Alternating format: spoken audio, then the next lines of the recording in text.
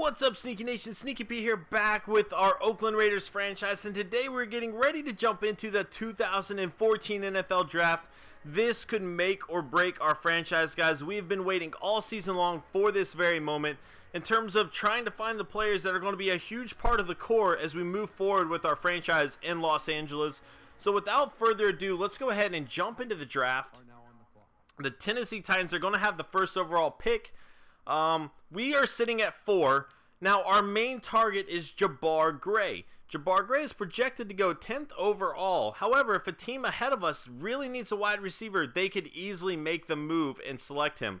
If that does happen, that puts us in a bind because outside of him, I don't feel extremely comfortable with anybody in the first round. Now, there are players that I like, but Jabbar Gray to me is a given.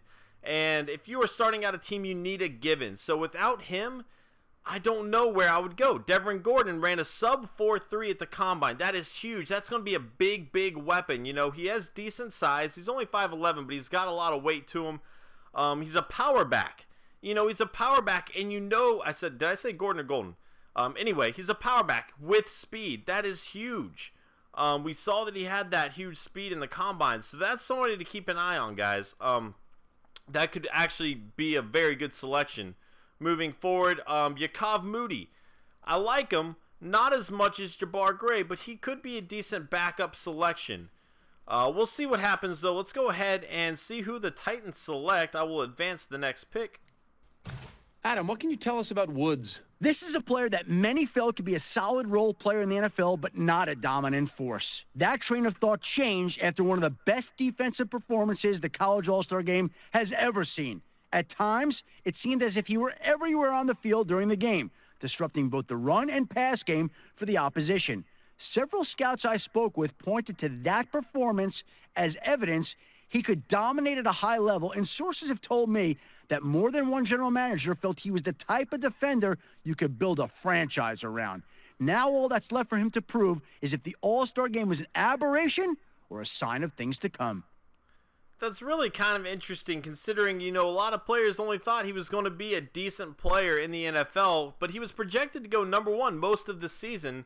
However, the fact that he dominated against the rest of the best college players shows that he does have a spot in the NFL. So, interesting pick by the Titans. Let's see where the Browns go. The Browns just made their pick. Adam, what can you tell us about Dennis? His role started out small at the beginning of the season, but it ended with him being one of the key factors in this team's success this year. Per Matt Miller, you could see his role increase with each week until he eventually became a huge part of its rushing and passing game. They used him all over the field, making it a pain for defenses to field the right personnel to counter his size and athleticism. If I had to pick the total package in the class, it'd have to be him. And I'm sure that's the same way this team felt. Very interesting pick from the Browns. You know, this is a team with a lot of holes across their roster, and they have Jordan Cameron. So I don't know why they're selecting a tight end, especially number 2 overall. They must have a lot of faith in this guy, but even then, it's just an interesting pick. Let's see where the Dolphins go. One more pick, and Jabbar Gray could be ours. The Raiders are now on the clock. They did not select him. They instead went with Alexander Broussard, so 2 picks at the tight end position early on. Let's go ahead and pause this and see which trade options we have. Again, Jabbar Gray has been our target all season long. But if we're getting offered a good trade, we might have to take it. We're also a young team with a lot of holes across our roster, so we might have to give up on a player of his caliber to maybe select a few players that are going to be starters on this roster. Let's see what offers we have. And right off the bat, we got some doozies, guys. The Falcons' first overall pick and second overall pick, plus next year's first rounder. Same offer from the Cowboys. The Colts, this year's first pick and next year's first and second round pick. And the Browns offering this year's first pick, second pick, and a first next season. Oh man, guys, this is tough. I need draft picks. Like, this is very clear to everybody who watched last season. We need more players. Jabbar Gray is going to be a superstar. The question is if I can land a superstar with these other 3 picks too. I think I could. I think I could potentially land 2 superstars. This year I'm a little bit more worried. simply because I haven't found that other player that I want to invest everything I have into. But the thing is, next season, especially with this, well, I don't know. Next season, if I have 2 first-round picks, I can potentially land 2 great players. If I do my scouting correctly, which I hired a better scout. So that is a very real possibility.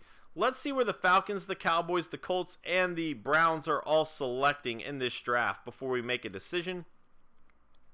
And also, we'll have to look at our big board again. So the Colts are at 7 overall. That is huge. We only drop 3 spots in the draft.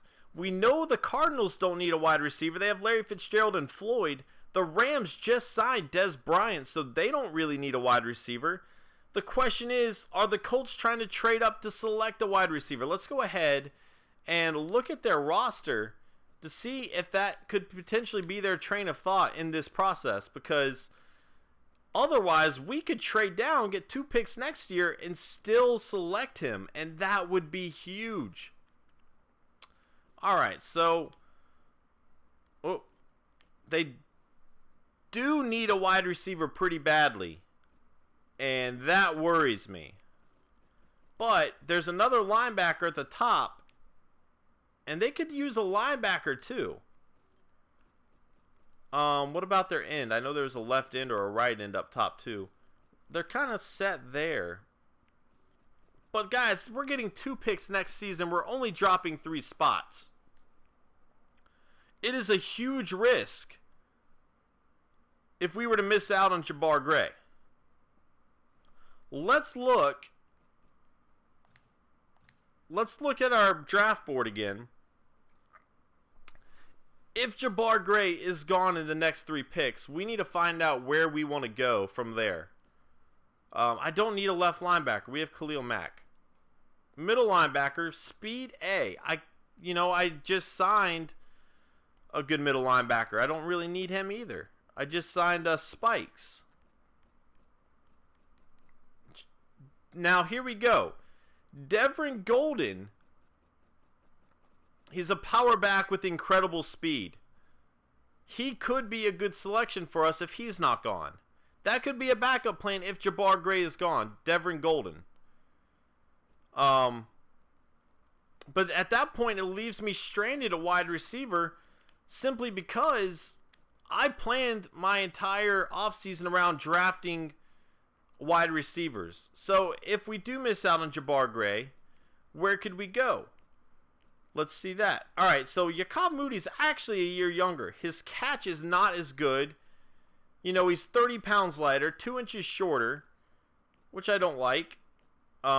Jumping is good. His speed is good. I didn't scout him beyond that. 5'8". Oh, not so much there. All right, we got A catching here. Bobby Stevenson. A jump, only B speed. But he's actually 6'6". He's only 20? Oh.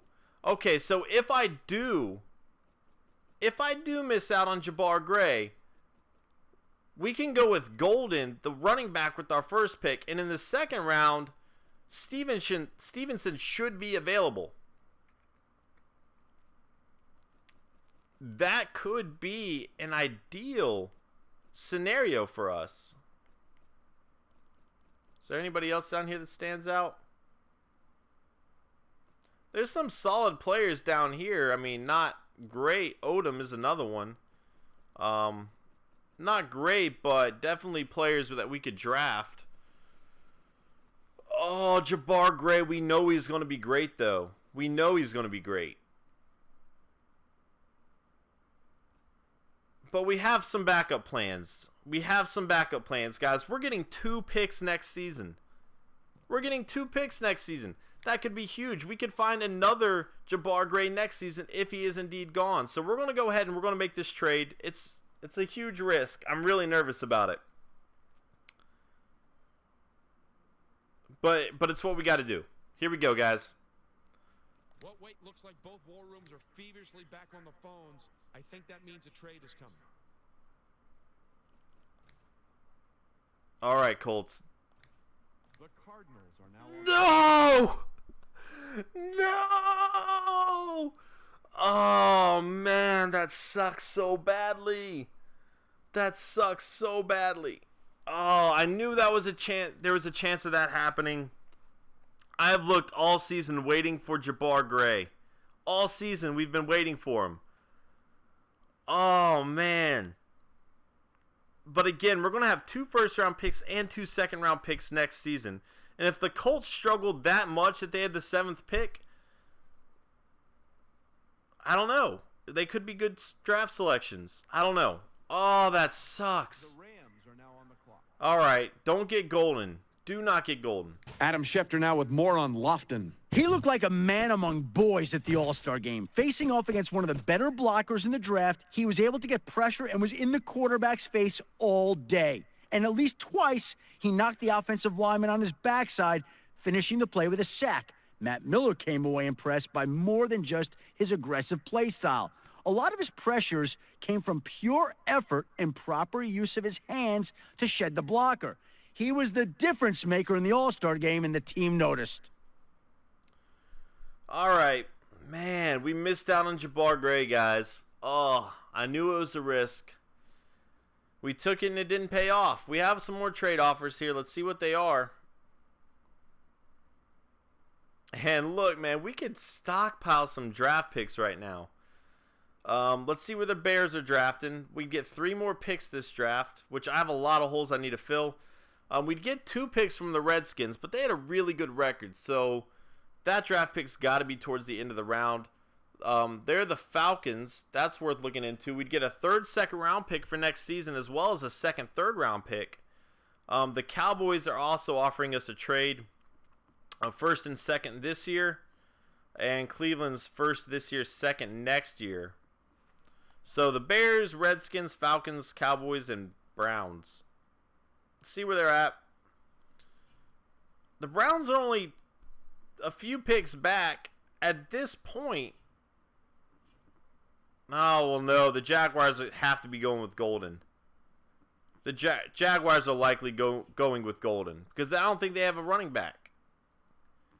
Packers are set at running back. The Browns could probably use a running back too. They might be trying to trade up to get him. You know what? We already got 2 picks next season.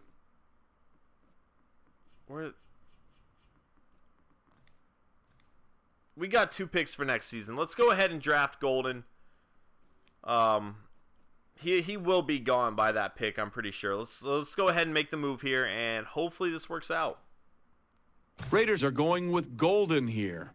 Every year, the rookie who runs the fastest 40 at the Combine seems to immediately become very popular with NFL scouts. So after turning in the fastest time of his class, he's in the spotlight ever since. On top of that, his shuttle and 3-cone times also help solidify the fact that he's just plain fast. The team could definitely use an injection of speed, and this is a step in the right direction. All right, so we have a playmaker, guys. We could use him in the return game.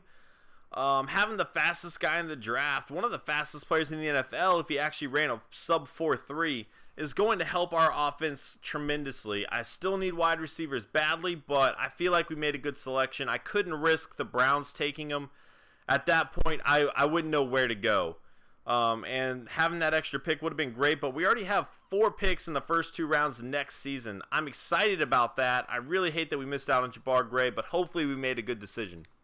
They've just picked up Richardson. What's the latest on him, Adam? When I ask scouts around the league what his biggest asset is, they always point to his father. His dad is a high school coach that knows how to consistently finish in the top of the school's division. And ever since he was able to walk, he's been on the sidelines for every game. Even after he leaves practice at night, he's still getting advice from his dad at home. And from what I've heard from scouts who've watched him play, you can tell the extra coaching has helped. Even during interviews at the Combine, I was told by several GMs that he was one of their favorite players to talk to. He has his dad's eye for the game, and I wouldn't be surprised to see him become a coach one day himself. I like him a lot, and he'll be a great addition to the team.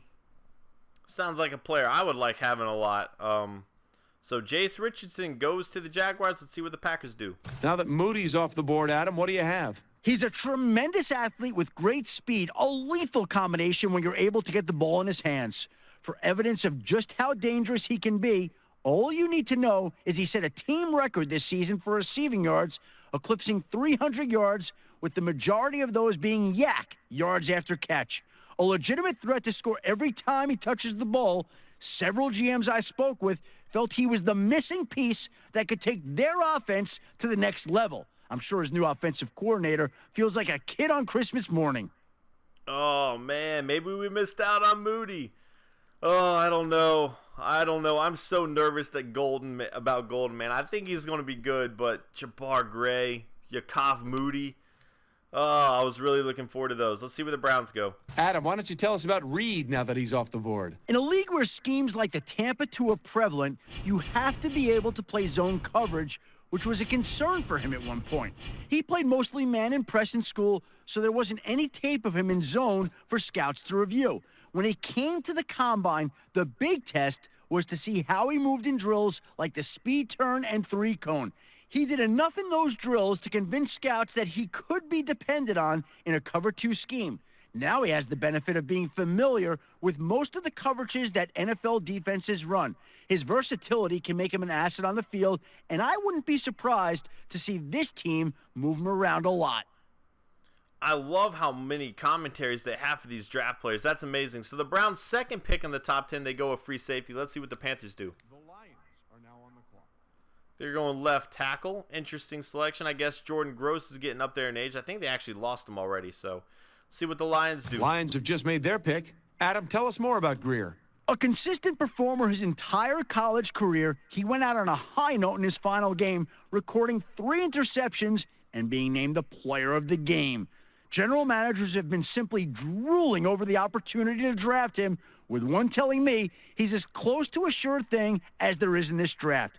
He'll have plenty of opportunity to showcase his coverage skills this season, as he'll likely line up against some of the NFL's most elite wide receivers. Jonathan Greer was a player we looked at. I liked him a lot as well. We did sign a few corners in the free agency period, so we didn't really need that. That wasn't a huge priority, but I think he's going to be a good player either way. Here we go, Falcons. The Eagles are now on the clock. All right, no story there. Eagles, The Cowboys are now a lot of left tackles going through now.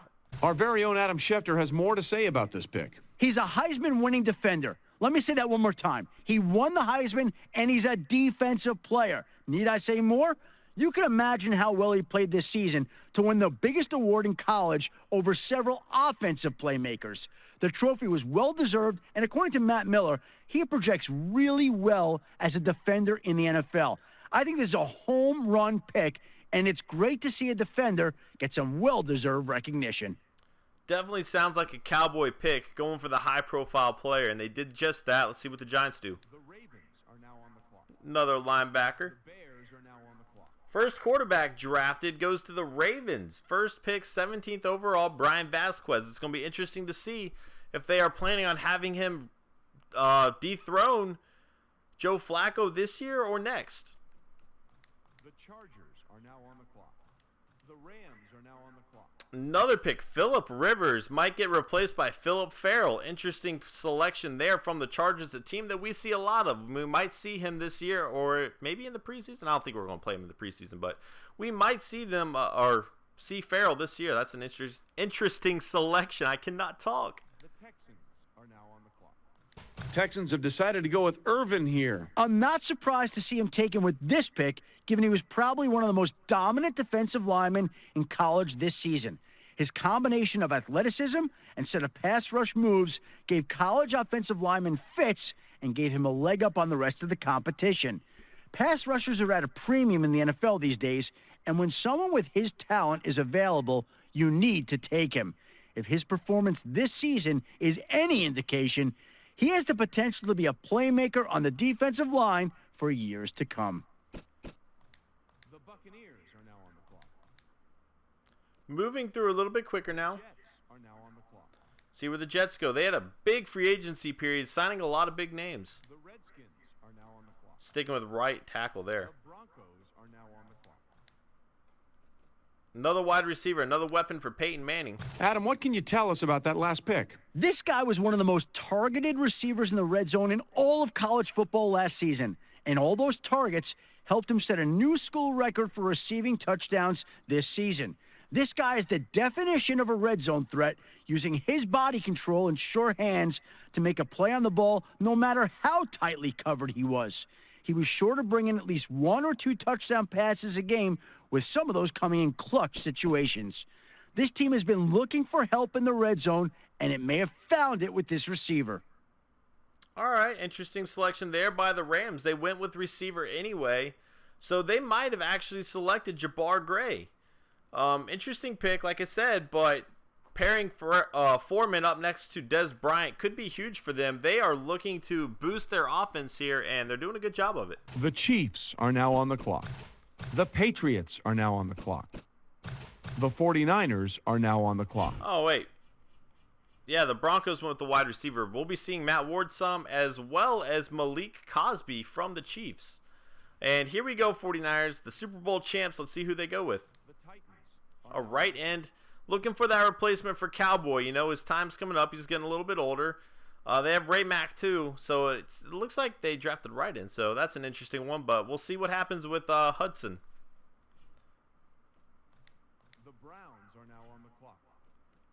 The Dolphins are now on the clock. One more pick. The Raiders are now on the clock. All right, let's go ahead and pause it here. So our guy is still available. Let's go ahead and see where he is at and who else is available in this draft. So the second overall pick has yet to be selected or projected. Same with the third overall projected pick and the middle linebacker. Now the middle linebacker, we did scout some. He has got incredible speed. His tackle I don't know about. Let's go down here because I really need that wide receiver at this point though. He's got the speed.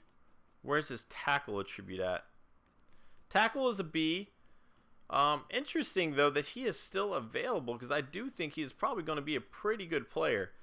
Now, if I go back down here, the guy that we are looking at this situation is Stevenson. He's not projected to go until the 29th pick in the second round. He's a red zone threat. That's what we need. He does not have a lot of speed, though. He's only a B speed player. That being said, he's 20 years old. We can definitely work with that. And he is the guy I would like to select. I need a wide receiver. I wanted a wide receiver in the first round. Golden just kind of had to be the choice after Jabbar Gray was selected. But we might be able to trade down a little bit and still select Stevenson. Again, it's going to be a risk, but it's worth looking into. This is a first-round pick next year. I'd love to have that, but that means I'm going to miss out on Stevenson. That's too risky for me at the stage I am at. Now, the Cowboys are only a few picks behind. Oh, that's, I'm not getting a second-round pick. I need to just trade down in this spot right here. That's a second-round pick next season. So it looks like all of them. All right, well, here we go. The Bears might be my best bet. Or the Bears or the Bengals. Actually, the Bengals is a better one. So Bears and Bengals. I just want to trade down in the second round so I can still select him. So if that does not appear to be an option, I don't think I'm going to be able to make the selection or the trade. And they are both way back here. That could be really risky, guys. I don't know that I really want to take that chance again. We got burned the first time we tried.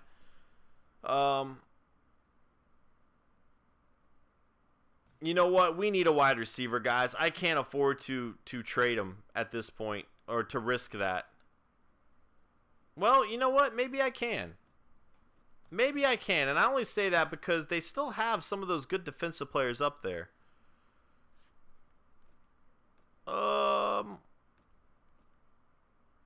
Should I do it? Man, we would be stockpiling picks next season. We would have a plethora of draft picks to work with. And there's some good players here still in this draft. You know what? I can't afford to. I need to select them. I'd really like to. I'd like to make a trade, but we need some players now. We need help now. I still feel like I got help with our first pick in Golden. I don't know what I would do at wide receiver if I were to miss out on this guy, though. So we're going to make the selection. we're going to pick Stevenson. We're going a little early than he's supposed to go, but if teams start making a run on wide receivers, next thing you know, he's going to be the premier guy, and we need a guy. So, The Cardinals are now on the clock. Bobby Stevenson, welcome to Los Angeles. Hopefully, we made a good choice going there, guys. Again, his speed worries me, but he's got the height, he's got the jumping ability, and he's got the catch. So, definitely a player we needed to get. The Cardinals have just picked up Asante. Adam Schefter, give us information on this guy. His college career came to an abrupt end this year when he was suspended from the team. I spoke with the school's athletic director, and he told me it was due to an academic violation. He was on probation and close to failing several courses before the decision was made between the director and his coach. He was able to turn his grades around, but his draft stock took a hit when the news broke. Scouts weren't too bothered by his academic issues, but his lack of playing time made it harder to evaluate him with the rest of his class. And now that he's drafted, I don't think the team is too concerned with his grades either. All right, Ivan Guy needs to be our next selection or our next prospect, and then we can move him to right tackle because we are going to need help on that side of the ball. He seems to be a very good player, and if he's available for us, we are going to try to draft him. We do have 2 third-round picks, if I'm not mistaken. The Dolphins are now on the clock. So I believe, let's go ahead and check that out. I believe we have 2 third-round picks from our trade where we traded Brown. So we have the 4th and the 8th. All right, very good indeed. I thought we had a 3rd-round pick for trading Brown, and indeed we did. So let's go ahead and start working our way forward. The Jaguars are now on the clock. Just going to go through The kind of Bills quickly here. are now on the clock. I do want to show The every single Panthers pick, are now on the clock. but The Lions are now on the don't clock. want to take a whole The lot of time with it Falcons either. are now on the clock. Now that Thomas is off the board, Adam, what do you have on him? There isn't a strict dress code on a player's pro day like there is at the combine. However, with big guys like him, maybe there should be. After skipping combine activities, he came to his school's pro day looking a little larger than normal. When he ran the 40 and other drills, he decided to remove his shirt. And not only did he turn in a slower time, but he also looked a little bit out of shape. Despite the lack of conditioning, the team liked him enough to pick him here. We'll see how much better he can be once he's back in playing shape. The Cowboys are now on the clock. That's funny. The Giants are now on the clock. The Bears are now on the clock. Bears have just picked up Hogan. Adam, what do you think? Matt Miller told me to look at a certain stat in regards to this defensive back, and that's average number of targets in a game. Not surprisingly, you see that number start to fall each week. He was a master of the bait and switch early in the year, on track to break records midway through the season. Eventually, quarterbacks gave up altogether trying to throw the ball in his direction, essentially taking away a receiver on every play. There's going to be an adjustment period now that he's in the NFL, but he certainly has the potential to be a shutdown defender for this team in the future. Sounds like a huge signing for the Bears. I would have loved to draft that guy had I known that. The Chargers are now on the clock. There goes Hawkins. The Texans are now on the clock. Texans have made their selection, and it's Ivory. Midseason struggles look to have doomed his draft prospects as he put up lackluster numbers in several consecutive games. As a result of his consistent poor play, several scouts decided not to show up for his pro day. When word of this reached draft experts like Matt Miller, he began free-falling in several influential mock drafts. Scouts that decided to attend his pro day were treated to a show of sheer athleticism. They saw a player that looked like he had a chip on his shoulder, one scout even telling me that seeing the negative media attention may have been the wake-up call he needed to take his game to the next level. He now will have the opportunity to prove his doubters wrong in the NFL, but a part of me wonders whether or not he'll play with the same passion and intensity once the doubters are silenced. Very cool. The Buccaneers are now on the clock. The Bills are now on the clock. The Lions are now Going on the through clock. the draft The here. Cowboys are now on the clock. Left The tackle for Seahawks Cowboys. are now on the Another clock. tight end. The Another tight end. Patriots are now on the clock. The 49ers are now on the clock. I didn't see a lot of wide receivers drafted. We might have still been able to make that trade, but I really didn't want to risk it. The Titans